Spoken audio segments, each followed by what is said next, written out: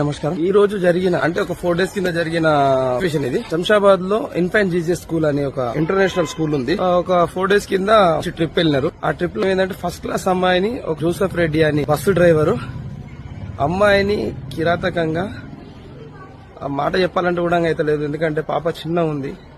ఒక first class అంటే మీరు ఊహించుకోండి, యూరిన్ టైంలో పెయిన్ వస్తుందని చెప్పేసి ఏడిస్తే పేరెంట్స్ ఆరాధీసి అడగగా పలానా వ్యక్తి ఇట్లా అంకుల్ ఇట్లా చేసినాడు నాకు చెప్పొద్దు భయపట్టించినాడంట.